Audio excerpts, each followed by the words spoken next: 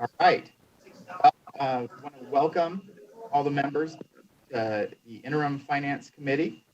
And we have a very short agenda this morning, and we plan to move through the meeting quickly and efficiently. And I also want to inform the members that all the items on the agenda today were submitted by the Governor's Finance Office as 15-day expeditious action items. And if you have any questions regarding these items, then you can please pop up in the chat for the Zoom meeting, and I'll try to recognize you and get those, and then that way you can get those questions answered.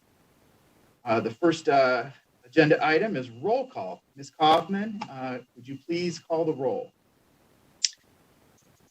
Assemblywoman Benitez Thompson. Here. Assemblyman Frierson. Here. Assemblywoman Gorlow. Here. Assemblyman Hafen. Here. Assemblywoman Howdigi. Here. Assemblyman Levitt. Here. Assemblywoman Miller. Assemblywoman Miller. Here. Assemblywoman Monroe Moreno. Here. Assemblywoman Peters. Here. Assemblyman Roberts. Here. Assemblywoman Titus. Here. Assemblywoman Tolles. Here. Assemblyman Watts. Here. Vice Chair Carlton. Vice Chair Carlton. Senator Canizaro. Here. Senator Dennis. Here. Senator Don Deriloup. Here. Senator Goicoechea. Here. Senator Hammond. Here. Senator Kekeffer. Here. Senator Ratty. Here. Senator Severs Ganser. Here. Chair Brooks. Here, thank you. So the next item that we have is going to be public comment period. And in IFC, we have a public comment period in the beginning as well. So this is our first public comment period. And broadcast services, could you open up the public comment line? Certainly, Chair. One moment, please. Caller with the last three digits, 577. Please slowly state and spell your name for the record. You will have 2 minutes and may begin. Good morning. This is Chris Daly, D-A-L-Y, Nevada State Education Association, the voice of Nevada educators for over 120 years. In our history, there have been few more challenging times than the one we find ourselves in right now with the COVID-19 pandemic. NSEA supports the approval of the federal ESSER funds passed in the CARES Act and also implores the legislature to continue the work to address structural state underfunding of public education. Last summer, NSEA supported the work of the Department of Education to develop Nevada's Path Forward, a framework for a safe, efficient, equitable return to school buildings. We felt this was the proper framework, along with consultation with local health districts, to safely reopen and operate school buildings this school year. Educators, as much as anyone else, appreciate the importance of returning to school for in-person learning. However, educators have also been very concerned about their health and the health and well-being of students. NSEA has consistently raised concerns since last summer that districts lack the resources needed to follow the recommendations to safely open and operate school buildings during this pandemic. Faced with additional state cuts to education, as well as corresponding educator morale and retention problems, with $477 million in federal elementary and secondary school emergency relief funds will be of critical importance to provide emergency financial relief to school districts to address the impact of the COVID-19 pandemic and to safely operate and open school buildings over the next year and a half. NSEA applauds the work of Nevada's congressional delegation, along with our parent, the National Education Association, for their work to help secure these funds to assist with learning loss, technology, and critical infrastructure needs. At the same time, we know these funds will only serve as a temporary patch. Uses of funds are restricted, so they can't be used to backfill cuts. Also, before the pandemic, we know Nevada ranked near the bottom in states in most education metrics. In the 2020 Quality Counts report from Education Week, Nevada ranked 47th in school finance and 50th in overall chance for success index. And we all know Nevada has the largest class sizes in the country, as the legislature now must deliberate a new proposal to cut $156 million from class size reduction in the next biennium. We hope the committee supports these funds. Thank you very much. Chair, the public line is open and working, and there are no additional callers at this time.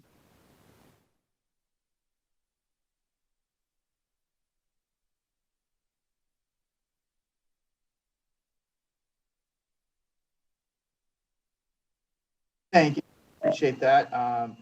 So with that, the first agenda item is C1 from the Department of Business and Industry, the New Markets Performance Guarantee. And committee, I wanted to let you know that fiscal staff has reviewed this work program and does not have any concerns. Unless there are any questions from the members on this particular item, I would accept a motion to approve agenda item C1.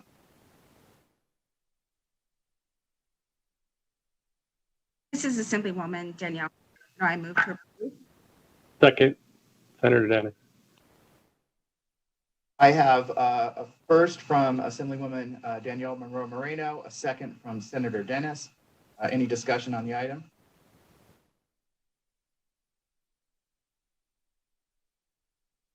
With that, could we, Ms. Kaufman, could you call roll on the vote for this item? Assemblywoman Benitez Thompson, Yes. Assemblyman Frierson, Yes. Assemblywoman Gorlo, Yes. Assemblyman Hafen, Yes. Assemblywoman Howdiggy, Yes. Assemblyman Levitt, Yes. Assemblywoman Miller, Yes. Assemblywoman Monroe Moreno, Yes. Assemblywoman Peters, Yes. Assemblyman Roberts, Yes. Assemblywoman Titus, Yes. Assemblywoman Tolles, Yes. Assemblyman Watts, Yes. Vice Chair Carlton, Senator Canizaro, Yes. Senator Dennis, Yes. Senator Don Deralu, Yes. Senator Goycochea, Yes. Senator Hammond, Yes. Senator Kiefer, Yes. Senator Ratty, Yes. Senator Severs Ganser, Yes. Chair Brooks. Yes. Thank Motion you. passes.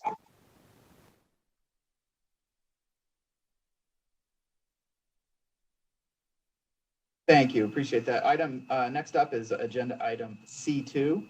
The Department of Business and Industry account for low-income housing.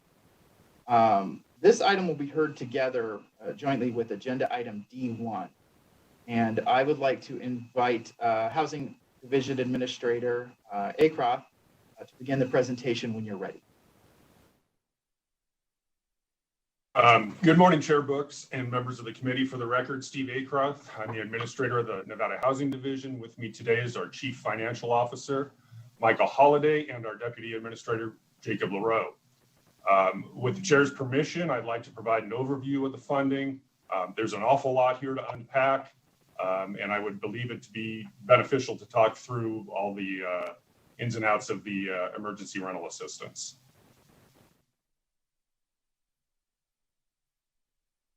So the work program before you allows the transfer of funds already received by the state from the governor's office to the Nevada Housing Division for emergency rental assistance. The Consolidated Appropriations Act of 2021 provided the state of Nevada $208 million in emergency rental assistance. 45% of that funding went to local jurisdictions. Those jurisdictions are Clark County, City of Las Vegas, City of Henderson, City of North Las Vegas, City of Reno, and Washoe County. The remaining 55% went directly to the state, which represents the $124 million under consideration here. The Housing Division, in consultation with the Governor's Office and the Treasurer's Office, has developed the allocation formulas for funds to each of the subgrantees. These state funds would be coupled with funds received directly by the local jurisdictions to provide rental assistance statewide. The bill requires that 90% of the funding must be used for one or more of 5 areas. rent, rent arrears, utility arrears, and other housing-related expenses incurred directly or indirectly due to the pandemic, as defined by the Secretary of the Treasury. The bill also limits the eligibility of renters to 80% AMI or average median income, with a prioritization to those who are unemployed or have not been employed for 90 days, or renters whose incomes does not exceed 50% AMI. From the state funding, we would allocate the following funds: $93.8 million to Clark County Social Services, combined with the $68.9 million provided directly from the federal government to those local jurisdictions in Clark County. This would provide approximately $162 million in combined rental assistance. It is important to note here that Clark County Social Service is working with all of the local jurisdictions previously mentioned to provide the one-stop portal for anyone living in Clark County. $10 million will go to the Reno Housing Authority to be combined with the $14.3 million from Washoe County and the city of Reno for an estimated $24 million in combined rental assistance for those residing in Washoe County. $14.8 million will go to the Nevada Rural Housing Authority for assistance in the balance of the state outside of Washoe and Clark counties. There are no jurisdictions outside of Washoe and Clark which receive direct funding from the U.S. Treasury, so this represents the entire assistance available to the rural communities. Last, the division is requesting $6.2 million for housing stability services, which at this point are undefined by the U.S. Treasury. This allows the division a bit of flexibility should appropriate housing stability services become available, which will align with the definitions established by the U.S. Treasury. In all of the agreements that we're going to make with our subgrantees, we will have clawback provisions, which will allow for reallocation of funds based upon the demands of from the subgrantees. It's important to note the time frame of the obligation and use in this program. So 65% of the funds need to be obligated by September 30th. Should they not be obligated by that time, the U.S. Treasury will recapture those funds for redistribution nationally. If we have hit that 65% obligation mark, the funds can be expended until December 31st, 2021, after which we can request a 90-day extension, effectively closing the program on March 31st, 2022. It's really important to know that we have not received a definition of obligation from the U.S. Treasury at this point. So we don't know if obligation means current agreements which obligate those funds, or if obligation refers to funds that actually is in the hands of the end recipients. We would be using the same structure that we created for the previous CARES Act funded rental assistance program known as CHAP, keeping the name the same but encompassing the changes in the requirements mandated by the Treasury. We are also currently using the guidance provided by the Treasury with their release of frequently asked questions, published January 19th, to design the parameters of the program. But it really needs to be noted here also that per the U.S. Treasury, and I just checked at 9:58, new guidance will be coming out in their words very, very shortly. So I'll leave with this. We know there's a great demand for assistance. We know that there are time constraints which accompany these funds. Please note the division and the subgrantees are preparing to get these funds out the door and into the hands of those who have rental and utility arrears and continuing rent and utility burden as quick as possible. And I want to take a brief moment to acknowledge that, thank the agencies that I previously mentioned, which participated in the first round of the CARES Act rental assistance, and thanks in advance to those who will be participating in this funding should it be approved. So that's an 30,000-foot overview of the emergency rental assistance, and we stand ready to answer any questions. Thank you.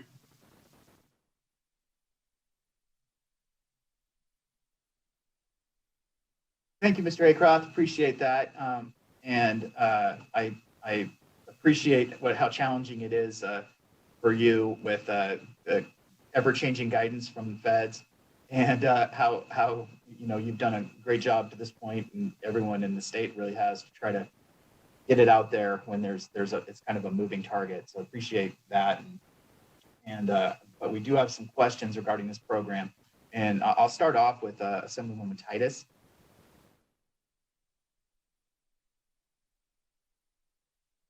Thank you, Mr. Chair. I appreciate the opportunity to ask a question. Could you clarify with me what your process is? We know that indeed folks are out of work and we want to make sure they stay in their house. And so we have actually, our governor has put a moratorium on eviction notices, and we're offering this this rental assistance. How do we track that the landlords are actually getting paid this money so that they too can make their mortgage payments or whatever their obligations are, make sure it just isn't getting paid to these folks and then they don't have to pay their rent anyway? Is there any way to track that, make sure that these monies actually get paid for their rent so that we can help with our landlords? Thank you for the question, Assemblywoman. So should have mentioned this, I guess, in the overarching program, but the funds that are, if they're approved here today, actually will go to the landlords on behalf of the tenants. So the landlord is the one that will receive those rental arrears and potential utility arrears. And it really is kind of a two-part process. It does require landlord cooperation and tenant cooperation to get this money out the door. So to clarify, it takes the renter applying before the landlord can get the assistance. The landlord can't apply directly for payments in arrear. So Steve Akeroth again for the record. The landlord in the previous iteration of the funding, the landlord could apply on behalf of the tenant, still requiring the tenant's participation. That was done through self-attestation. One of the struggles that we have with this particular funding is currently, under the current guidance, self-attestation for need by the tenant is not indicated. It's not allowed currently, as we understand it. That may change. The problem that we have going to the landlord in this particular program, as it sits right now, is the potential compromise of the PII of the tenant. So we are still working through that process, but it does, to answer directly your question, as it's pretty much structured right now, will require the tenant to make the first move. Now, that's not to say that they can't go in cooperation with the landlord. And I hope that answers your question. Right. So to clarify then, at your last statement, this has to be initiated currently or by this program by the tenant themselves. As it is currently structured, yes. Okay, thank you. Thank you, Mr. Chair, for the question. Thank you. And we have Assemblywoman Benitez Thompson up next. Thank you, Chairman, and I appreciate this. And I know that there's an incredible amount of moving pieces on this and that things might end up looking a little bit different than what we got used to over the summer when we were in IFC, how these dollars are rolling in and how we were going to appropriate them. I guess one thing that I see that looks to be it was in the process before, but I didn't quite realize it, and I thought we could just get on the record about it. The clawback provision and the type of notice that goes out to the housing partners within that process. Thank you for the question, Assemblywoman. There is a clawback provision that existed previously. We anticipate having that again because we know that that's going to be necessary to meet that 65% threshold. In the previous agreements, we set a date that if the subgrantee was not able to either expend those funds, we could basically take those fundings back. Now, we are in discussions with, in formulating this, that we will probably not provide them a lump sum. So again, if we're talking about providing the city of Reno $10 million in assistance, they're not just going to get $10 million. What we're looking at is to provide them 6 weeks of funding up front based off the last program, and then they will be able to do monthly draws off of that. And that will allow us the ability to move the monies around and have a little bit better control over those funds. And hope that answers the question. It does. It kind of wants me to kind of get a little bit more on the record. Chair, can I ask a follow-up? Please. Thank you so much. So I know that when we were coming up to, when we were in December and we were talking about this, the same question that you said before, that we didn't have a definition of obligated. And so there was this question of whether or not the dollars had to be out the door by the end of December, or whether the entities could just do a letter of award and get the dollars out the door behind that. It sounds like since we still don't have a definition of obligated, we might still be in that gray space. But I'm assuming that we have not heard back from the federal government that what the path of how we were allocating the last tranche of dollars, that was appropriate, that checks seemed to be hitting in that last week of December pretty quickly, and then even in early January. So we're good with, I guess, obligated as we have been defining it. Assemblywoman Thompson, Steve Acroft for the record. Boy, I wish I could answer that question clearer. From the standpoint of the previous funding, we did get clarity as that date approached.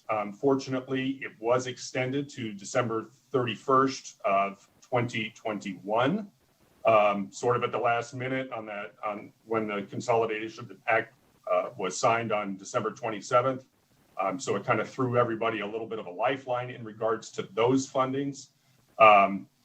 What we've heard is that Treasury will come out with a definition of obligation, but that's going to be determined at a later date.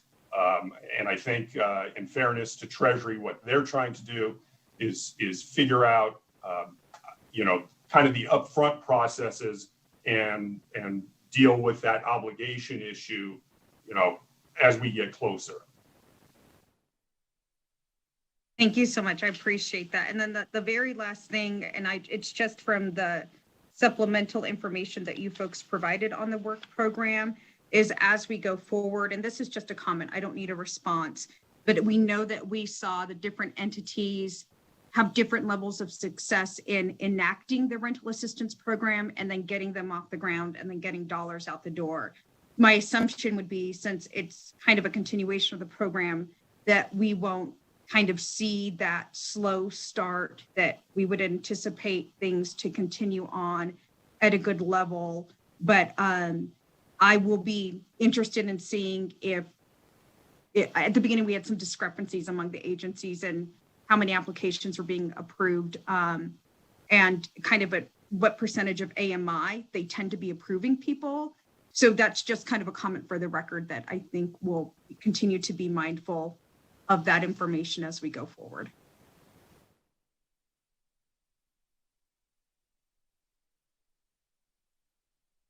Thank you, Assemblywoman. Next, we have Assemblywoman Gorlow. Thank you very much, Chair Brooks. I had a quick question about the households. How many are projected to be assisted through the Emergency Rental Assistance Program for rental or utility assistance? And also, if you could give a brief overview of the application approval process, including timelines. Thank you for the question, Assemblywoman Gorlow. Steve Acroft again for the record. I will try to answer those to the best of my abilities. That's really more a boots on the ground type question, but basically, and I'll sort of do the math on this, we're seeing anywhere from about $2,000 to about $5,000 worth of assistance, sometimes more than that, but sort of on a general basis. So I haven't done the math on it. I may turn it over to my chief financial officer if he can answer that question, and hopefully he's working the calculator right now. The process to answer the second part of the question is they apply, they get, depending on the geographic area which they reside, So if they're in Clark County, they can enter. We have a portal at housing.nv.gov that will direct anybody to any one of those three entities. But they go through their local agency. They apply. It's taking about what we heard towards, and to Assemblywoman Benitez Thompson's point, we were pretty much cooking with gas. The agencies were cooking with gas in December, mid-November to December. And from the standpoint of accepting an application and then running through that process, it was about 2 weeks. That was the reporting back to us. And I'll see if our chief financial officer has any indication on exactly how many folks are estimated to be helped here.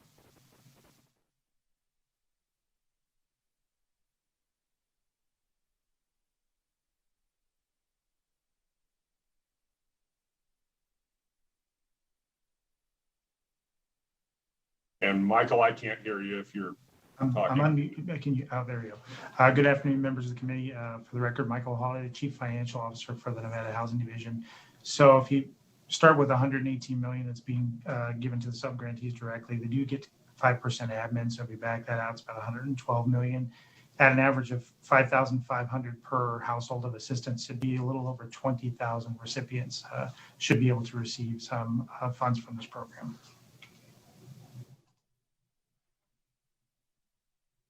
Thank you very much. Thank you. And I think it's worth noting right here that it appears as if the division does not intend to utilize any of these fees, the administrative allowance, in their operations. And so that's more money going directly to the folks who need it the most. So I think I might have another question up from Assemblywoman Monroe Moreno. Mr. Chair, I actually have two questions. One's just to make sure, it's a clarifying question to make sure we have it right on the record. And that's of the anticipated applicants to receive assistance, the payment goes directly to the landlord or property owner or to the utility, not to the household themselves. Is that correct? Steve Acroft, for the record, that is affirmative, yes. Perfect. And then what resources will be used to support the outreach efforts of the Emergency Rental Assistance Program? I know we worked really hard during the interim once we got this CARES money into the state, but what are we doing moving forward to let people know that this program has extended past the end of December 2020? What are we doing for that outreach? Steve Acroft, for the record. As of right now, we haven't developed is not the right word. There's not been a push to get those fundings out the door as we sort of work to stand up these programs. But as the eviction moratorium potentially expires at the end of March, and we begin to move forward, there will be outreach conducted by the three agencies, normally in press releases. We've gotten great coverage through that process and had to go out and quote unquote advertise. I do know that one of the most successful things that Clark County did in the last funding was to go directly through the Clark County School District, and that proved to be very, very beneficial. So it's things like that, extraordinarily low cost social media outreach, things of that nature that primarily will be used. And to be very, very frank, it doesn't take a lot of potential outreach to get the lines queued up to get this assistance. Oh, Mr. Chair, may I ask one more question? Yes, please go ahead. Thank you for the answer on that. You said that Clark County School District, the county had worked with them to get the word out. What means do we get the word out to parents or households that did not have children? And you say you don't have to do a lot. We're still hearing a lot from constituents that are saying they're having a difficult time getting that funding or aware of it. So have we worked with nonprofits that work with families with household assistance? What other things have you done? Steve Acroft, for the record, we do. In Clark County, they actually work with 14 nonprofit providers that actually administer the funding. So typically, if you're, and they do it themselves within their own offices. So if somebody is struggling in Clark County looking for funding, chances are they're potentially going to hit one of those entities. Another thing that can happen is working with Nevada Legal Services. They are providing or had provided previously information actually at the Las Vegas Justice Court. So when it gets to that point. So there's a number of different avenues that are being approached, and reaching out to the chambers and expanding that, we will absolutely encourage that. And then I promise this is my last question. If there was a household that was able to get assistance in the past, would they be able to apply for assistance again if they still find themselves in need? Steve Acroft, for the record, that is affirmative. They cannot get a duplication of benefits. So if, for example, they had rental assistance through, I don't know, call it November of 2020, they would not be eligible for the assistance going backwards, but they would be able to receive assistance for December, January, and going into the future. Thank you for that. And thank you, Mr. Chair. Thank you, Assemblywoman Moreno. Senator Gokachia.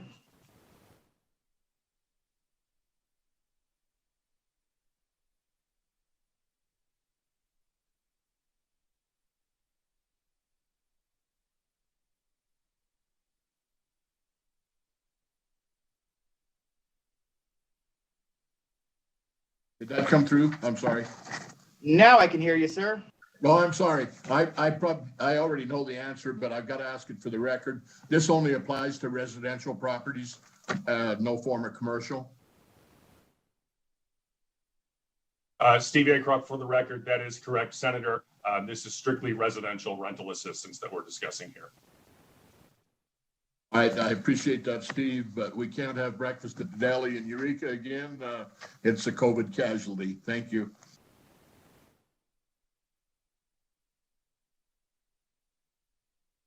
And Assemblywoman Tolles, do you have a question? Thank you, Mr. Chair, and thank you to all the members of this committee who asked questions beforehand. You covered a lot of the same questions that I have. Following up on Assemblywoman Monroe Moreno's comments, I too wondered how we could mimic the programs that were successful with Clark County School Districts and others through the school districts, Washoe County, and then the rurals as well, but also beyond those who had families. Have we considered, postcards, for example, to certain regions where we know that we've seen higher need for assistance and so forth. But I think she covered that well.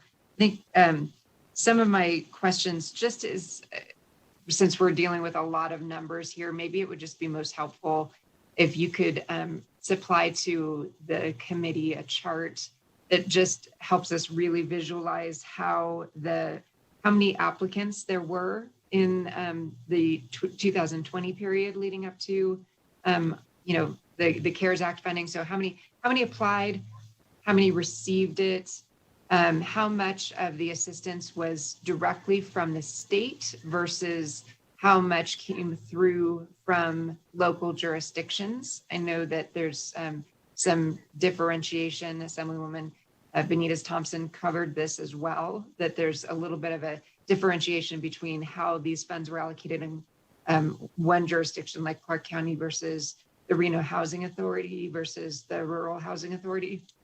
So I think it would just be helpful if I could have a chart or this committee could have a chart just showing number of applicants, number who received assistance, how much of that was state versus additional local funds that were utilized. through a different program by each of those jurisdictions.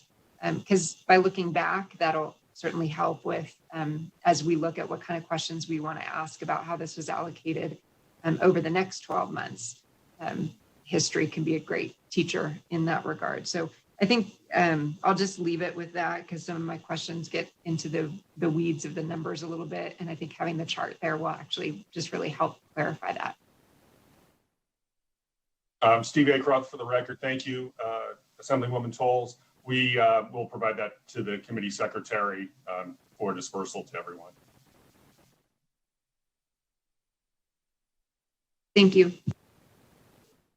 Thank you. And next we have Patty. Thank you, Chair Brooks. Thank you, Mr. Aircraft. First, just as a quick opening comment, as the chair of the Advisory Committee on Housing, I had the pleasure of working with the division during the interim on these programs, and I just wanted to put another thank you out there to Director Acroft and his team, the state treasurer, Zach Conine, and all of the local partners who have been very creative and put in a lot of extra hours to distribute this program. So first, just a couple questions to get on the record. Director Acroft, is the intent still to use an attestation process so that people can just move through the system? Senator Ratty, Steve Acroft for the record, we would love to do that. However, as the guidance has been provided us to from Treasury at this point, it does not allow for a self-attestation process. So we know that presents some challenges.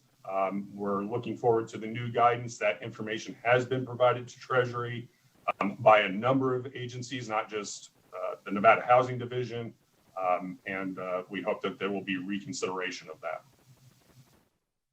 That's disappointing. So if there's a way for us to provide some advocacy for that, please get that information to the committee, and we will endeavor to lean in. Second, there's two different ways that we define household income in the work program. Will the sub-partners be able to use both of those? Do they have to choose one? How does that work? So thank you for the question, Steve Acroft, for the record. They can use either or. So whatever is most beneficial for the tenant and whatever information that they can provide to the sub-grantee will work within that program. Great, thank you. Could you explain to the committee if it's just a first come, first served program or if there's any level of prioritization in the program? Steve Acroft for the record. So it's effectively first come, first served, but then there is a prioritization for those who have been unemployed for 90 days or are not employed currently or making under 50% AMI. So again, this is something that we are working through to try to determine exactly how this looks. But the thought process is basically to provide two lines. One being that as the applications come in, you have an 80% sort of queue, and then you have that 50% and below queue or unemployed. I will tell you the information that we've received from the previous program, we've seen well over 80% of the applicants are below that 50% AMI. So I think it'll be actually relatively easy to prioritize because I think most of the applications that are going to come in are naturally going to be below 50% AMI or showing that they're unemployed. And in the prior program, AMI could be defined as in this given year. So it didn't have to go back to the last tax return, which maybe they still had their job. So is that the same case where they can use the AMI from this year when they've had the economic impact? Steve Acroft for the record, that is absolutely correct. And we're hoping that that will be one of the ways that will expedite things as everybody has to pretty much file a tax return, and that should be demonstrated of what their AMI or what their income that they've earned in 2020. And last question, is there a hard start date, as in like this starts March 1st, or will it just, as far as the public is concerned, seamlessly kind of the old money will run out and the new money will start? Thank you for the question, Steve Agroth again. As of right now, there is not a hard start date. It will pretty much mirror the latter, as you mentioned. Chair, thank you for the discussion. I don't have any more questions. Thank you. And I believe that is all the questions. Senator Ratty, Mr. Chair. It's Assemblywoman Benitez Thompson. go ahead, Assemblywoman. Thank you. Sorry, I was just typing a request for a question on something I heard the director say. And I, in reading and it's tangential to just what Senator Ratty was asking, but in reading the guidance that's provided, I know that in the language here, it does talk about that going back to the requirement of documents and the source documents regarding income. And we saw just how burdensome that was for agencies to realistically process the application, and that one set of documents could beget another set of documents, and before you knew it, you kind of have lots of documents that you're submitting financially. And it does have the language in here that to the extent administratively feasible, it sounds like it gives some leeway for some of this. So I'm just hoping we encourage our agencies that we work with to really keep that in mind, both for their own workload and for the sake of processing these dollars, that hopefully if we can't do that attestation process, at least this isn't so onerously burdensome that we just have people drop out of the application process. Steve Acroft for the record. You have hit the nail right on the head, Assemblywoman. That is a distinct challenge in this program. And again, hoping to get a little bit of clarity from Treasury in those regards.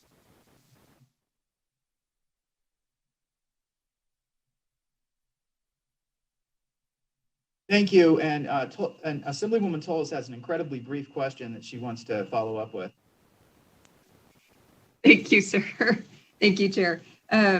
So just back to my questions about getting into some of the numbers really quickly. So I noticed that Reno Housing Authority as of February 1st had utilized 4.8 million, and we're looking at authorizing 10 million for roughly a 12-month period of time. And I believe that 4.8 million was used over about a 4-month period of time.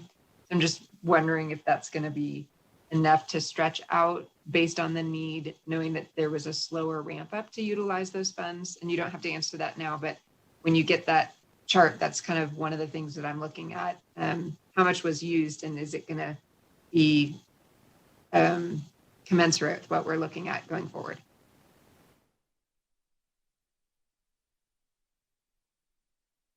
Or sufficient? Steve Acroft, I'll give a incredibly brief answer. Yeah, we'll get that information.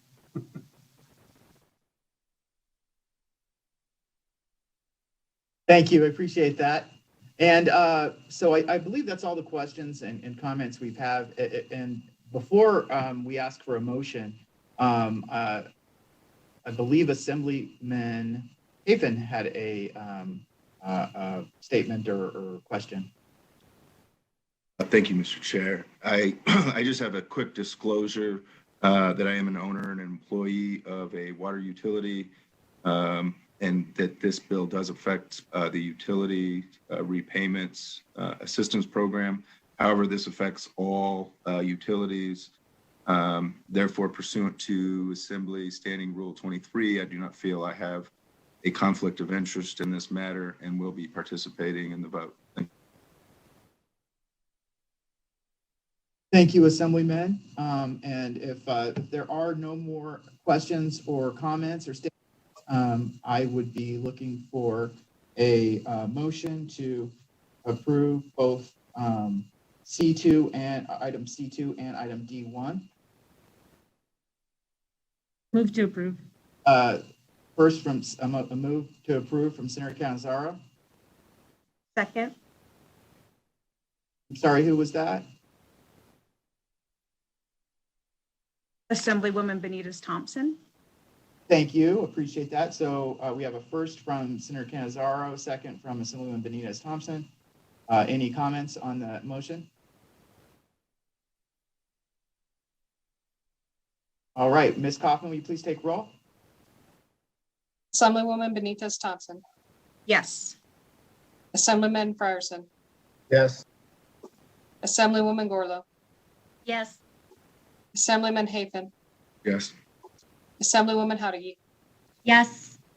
Assemblyman Levitt, Yes. Assemblywoman Miller, Yes. Assemblywoman Monroe Moreno, Yes. Assemblywoman Peters, Yes. Assemblyman Roberts, Yes. Assemblywoman Titus, Yes. Assemblywoman Tolles, Yes.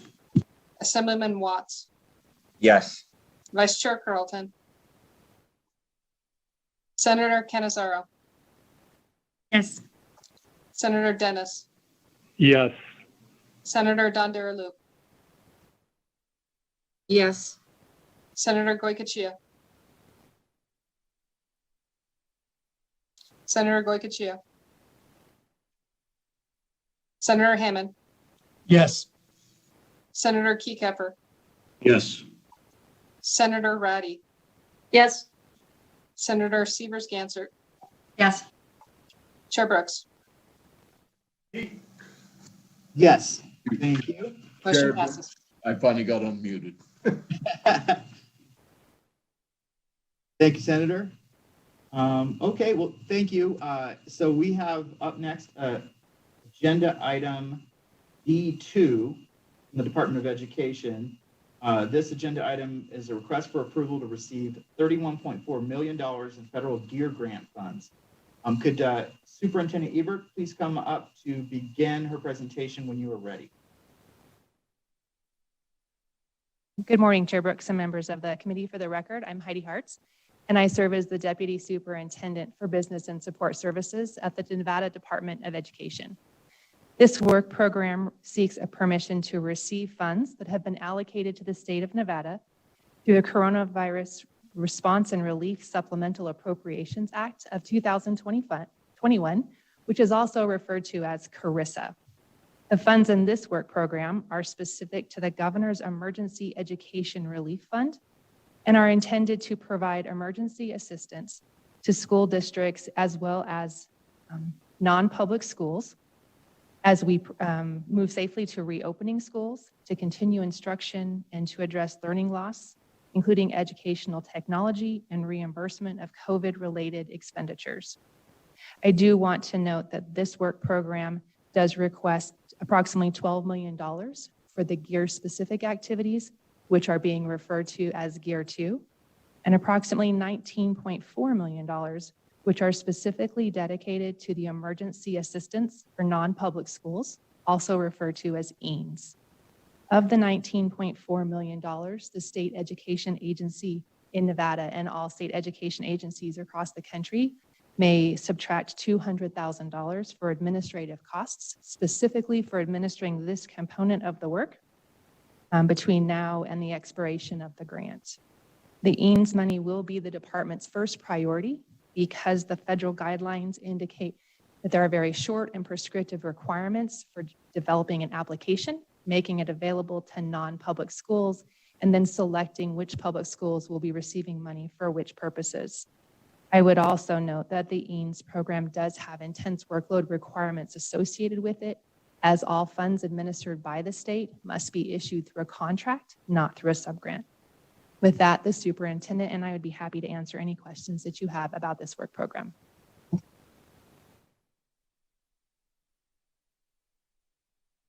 Thank you, Ms. Hartz. I appreciate that. We do have some questions. First up, we have Senator Severs Gansert, please. Thank you, Mr. Chair. So I have questions about the EANS program. And so the $19.4 million is supposed to prioritize low-income students. So how do you define the low-income students? Do you have to have, do the individual schools or the groups of schools have to demonstrate who they have that's low income, or is it based on the location, the geography of where the school's located? Thank you for the question. For the record, State Superintendent Joan Ebert.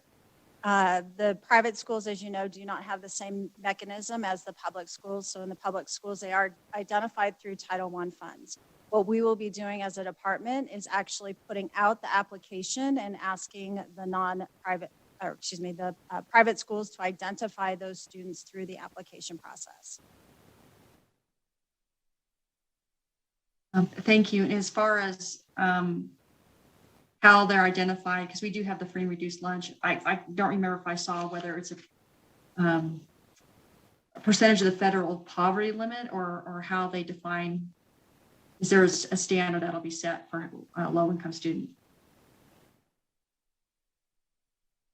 Superintendent Ebert, for the record, that is one of the methodologies that may be used.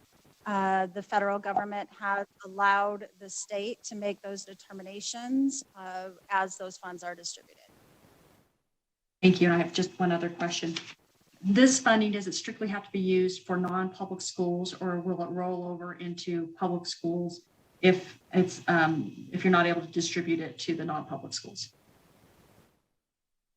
Thank you for the question, Superintendent Ebert. For the record, the money needs to be obligated to the non-public schools within 6 months. If it is not obligated within the first 6 months, the money then would be placed into the other portion, the $12 million,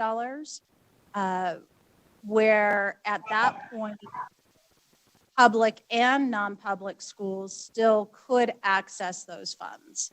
But the first bite at the apple, if you will, of the 19 million must be strictly for non-public schools. Thank you. And I just have one more question. If a non-public school accepts the money, are there different, I would imagine there's reporting requirements, but are there strings attached? Are there maintenance of effort like we sometimes see for public schools? Is there anything that they're required to do other than not use it for, I think it secular, or has to be used for secular, neutral, or non-ideological programs?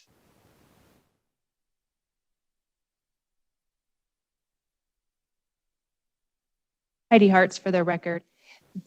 While ESSER and Gear 2 both have maintenance of effort requirements, those requirements are placed on the state educational agency and on the state. They are not passed down to local educational authorities or to non-public schools. I would note, however, that for funds awarded through the EANS fund, that there are limitations or requirements for any equipment that is purchased. If a non-public school chooses to purchase equipment, the state holds the title on that equipment and can access that at a later time if necessary. And yes, both Gear 2 and the EANS funding will have reporting requirements to the federal government. And what's the period during which the state can actually, they hold title, can they ask for the equipment back? So if a non-public school purchases 100 computers, do they ever assume ownership of the equipment, or will it always be in a position where it could be taken back by the state?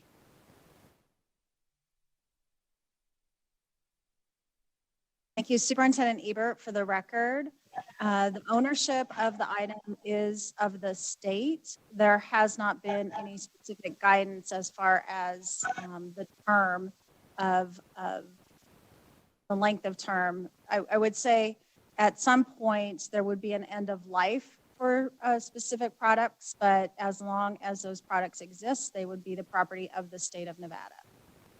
Thank you. Thank you, Senator. Next, I have Assemblywoman Miller. Hi, thank you, Chair. My question is because you just previously stated that the EANS, and apparently because of federal reporting dates and guidelines, has taken priority to fund for management of the private schools over the GEAR program, which would be for our public schools. And so my question is, what K through 12 education funding needs are being considered for the GEAR 2? While it may not be currently being planned right now, I'm just wondering, what ideas do you have to consider for when you're looking at those funding needs?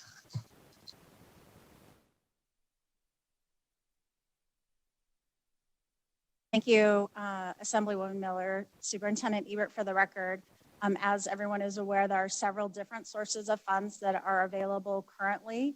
And thank you to this body for approving $9 million that we are in the process of allocating to school districts.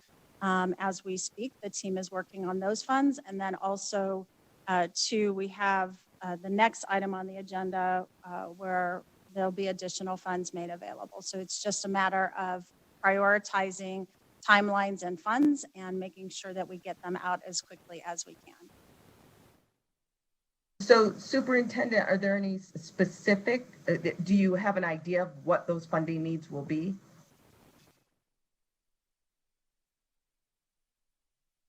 What will be under consideration?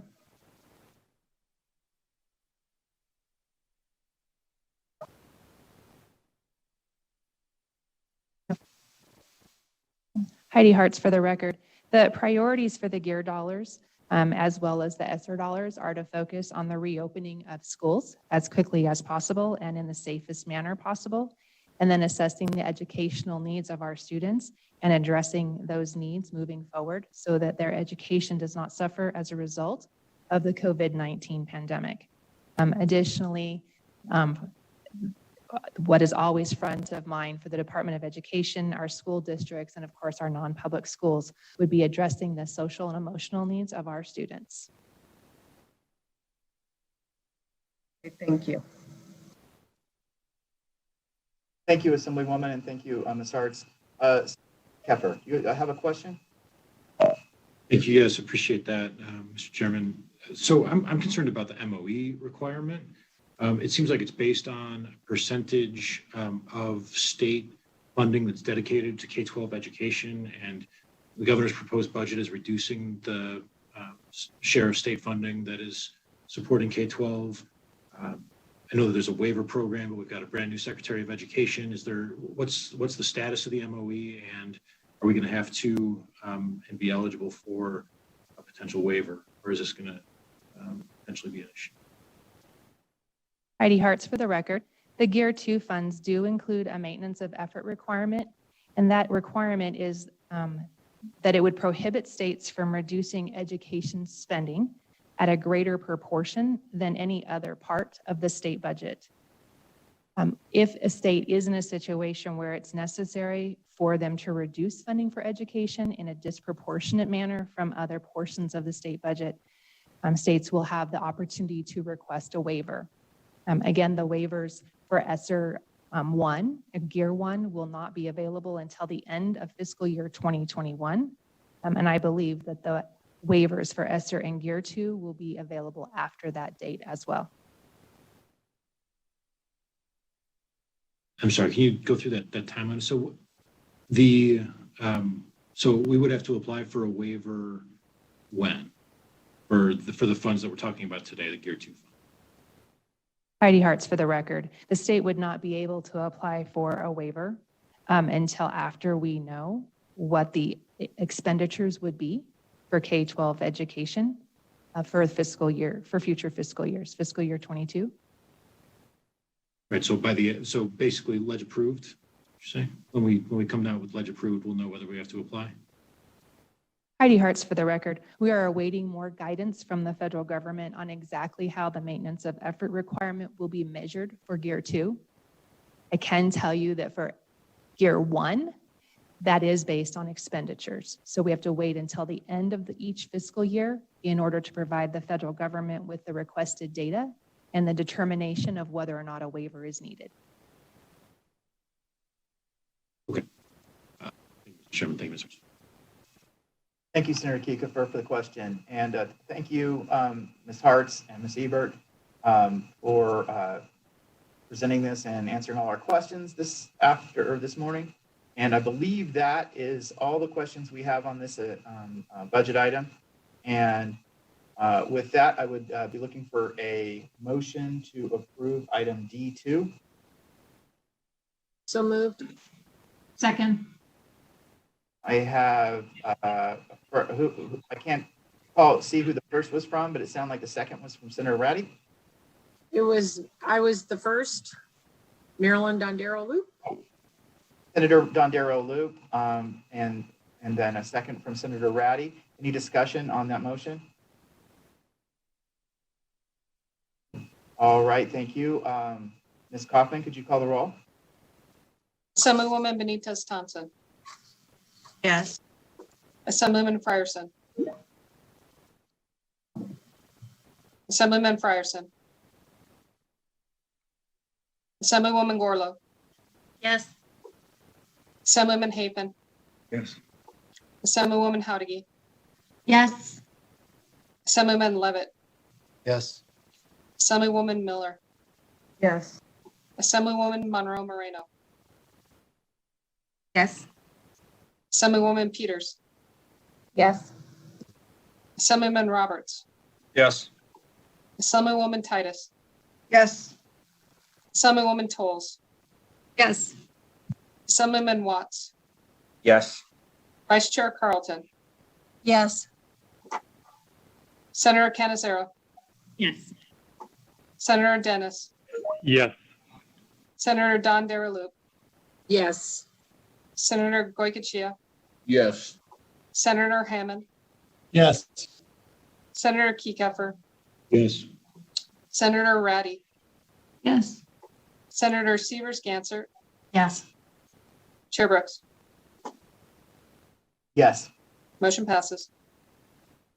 Ms. Kaufman. And up next, we have agenda item E3 from the Department of Education. This agenda item is a request for approval to receive $477.3 million in federal ESSER grant funds. Superintendent Ebert, if you are available, could you walk us through this? Thank you, Chair Brooks. For the record, I'm Heidi Hartz. This work program seeks permission to accept $477 million that has been allocated to the state of Nevada, again, through the CARISA Act. These funds are specific to the Elementary and Secondary School Emergency Relief, or ESSER Fund. These funds will be referred to as ESSER 2. Of the amount awarded to the state, approximately $430 million has been designated for direct distribution to school districts and the State Public Charter School Authority based on 2020 Title I allocation information. The remaining funds, which total approximately $47.7 million, will be designated as State Education Agency Reserve and can be distributed to best meet the needs of the state based on the priorities established in the ESSER 2 grant. Of this amount of money, the State Department of Education can utilize up to $2.4 million for administrative costs related to the administration of this grant through the end of the funding period, which will extend through September 30th of 2023. At this time, we would be happy to answer any questions that you have regarding this work program. Thank you, Ms. Hartz. Appreciate that. I think that we have a question from Assemblyman Watts. Yep. Thank you, Mr. Chair. I was just wondering, does the department have any concerns about school districts and charter schools being able to expend the funds given the limitations on them within the federal deadlines? And in particular, have you heard any concern? Has the department heard any concerns from school districts or charter schools about the timeline and deadlines? Thank you, Assemblyman. For the record, State Superintendent Joan Ebert. The school districts are very much looking forward to receiving these funds. As you're aware, the expenses in implementing and having face-to-face schooling during the pandemic has created increased costs. We also know that expanding learning during summer, school day, all of those components, and then also given the fiscal crisis within the state of Nevada, school districts are definitely looking forward to expending these funds. First, expending the round one funds, which they are in the process of doing. And then those funds are completed September 2022. These funds, if you approve them today, would be extended through September 2023. Thank you. Thank you, Mr. Chair.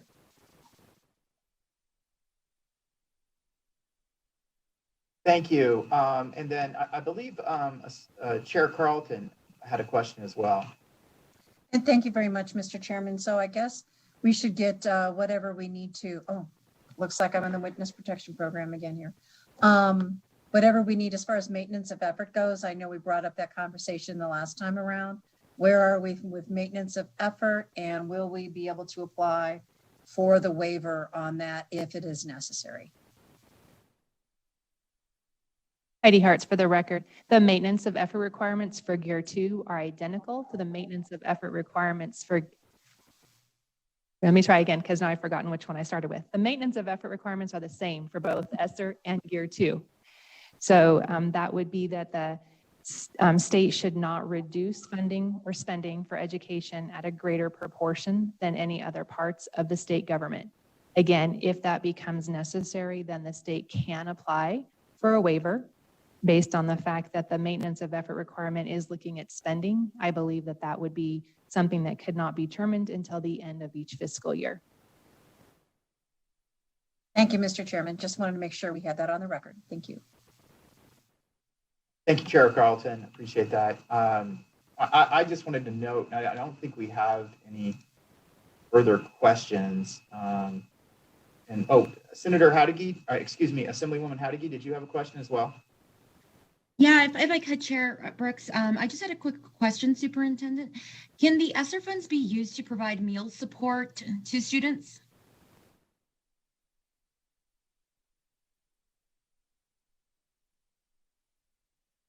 Thank you for the question, Assemblywoman. I would need both Deputy Hartz and I we'll need to research that question. I do not believe so off the top of my head because of the other funding sources that are made available. But if I can get back to you on that, I would appreciate it. Okay, thank you. Thank you, Chair.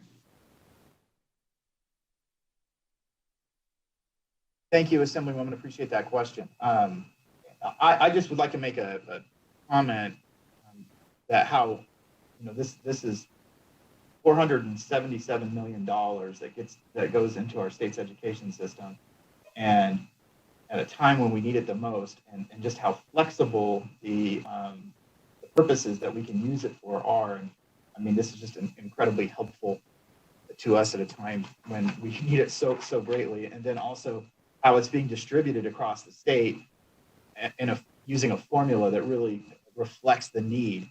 And so, we look at what's happening across our state and Clark County, and 81% of these dollars are going to end up going to that go directly to the schools districts are going to go into Clark County School District, where I see on a daily basis how great the need is. So I appreciate that this is help when we need it the most.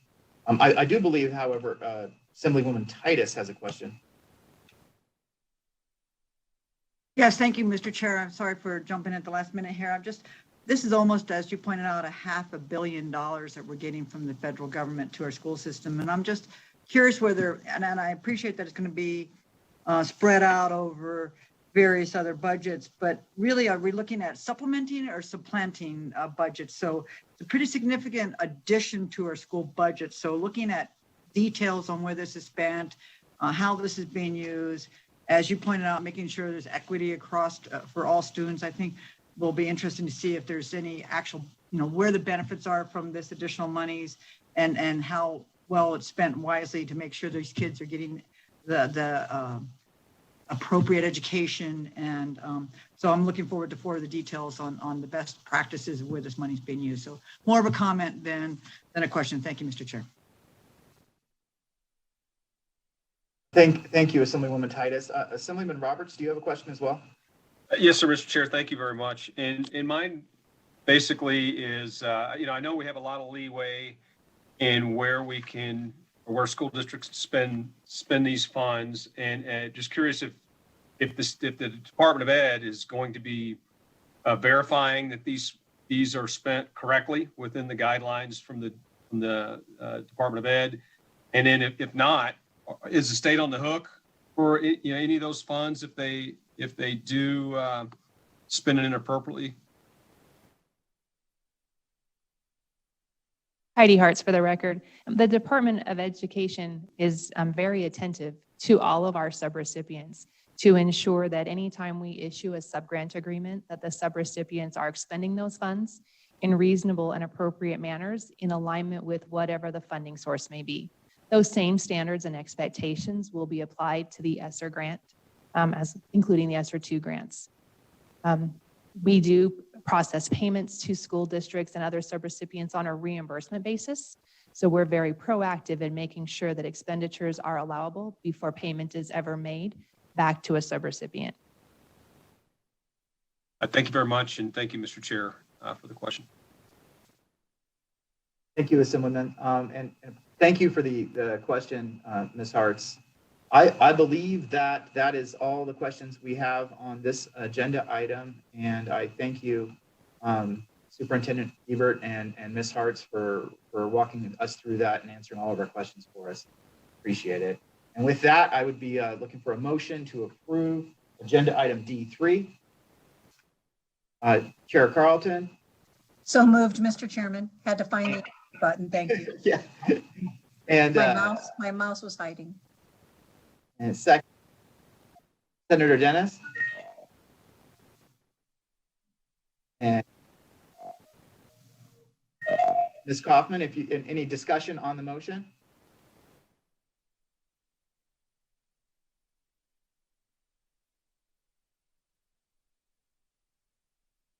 All right, with none, Ms. Kaufman, could you please call roll? Assemblywoman Benitez Thompson. Yes. Assemblyman Frierson. Assemblywoman Gorlow. Yes. Assemblyman Haven. Yes. Assemblywoman Howdigy. Yes. Assemblyman Levitt. Yes. Assemblywoman Miller. Yes. Assemblywoman Monroe Moreno. Yes. Assemblywoman Peters. Yes. Assemblyman Roberts. Yes. Assemblywoman Titus. Yes. Assemblywoman Tolles. Yes. Assemblyman Watts. Yes. Vice Chair Carlton. Yes. Senator Canizaro. Yes. Senator Dennis. Yes. Senator Don Deriloup. Yes. Senator Goycochea. Yes. Senator Hammond. Yes. Senator Kekeffer. Yes. Senator Ratty. Yes. Senator Severs Gansert. Yes. Chair Brooks. Yes. Motion passes. Thank you, Ms. Kaufman. So that brings us to our next agenda item E, public comment. Broadcast services, could you see if anyone is on the public comment line? And we'll leave it open for a while to see if anyone joins. Thank you, Chair. We have one caller at this time. I will go ahead and queue them up, and we'll see if more people enter the call after that.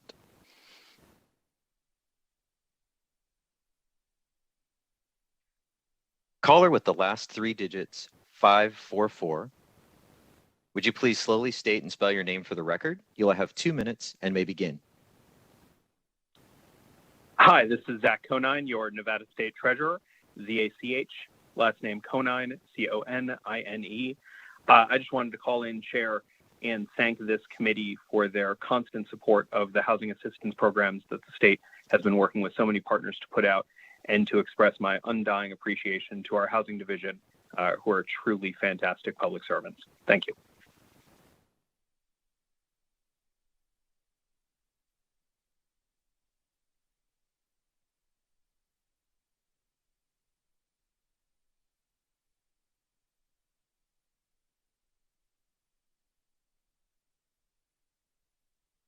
Chair, this is Michael at Broadcast. The public line is open and working, and there's no additional callers at this time. Thank you. So that will bring us to our final item of the day, or of this IFC meeting, and that's adjournment. Just want to thank all the members for bearing with me, and for approving these just incredibly important items that will help Nevadans who need it the most when they need it the most. And with that, we are adjourned.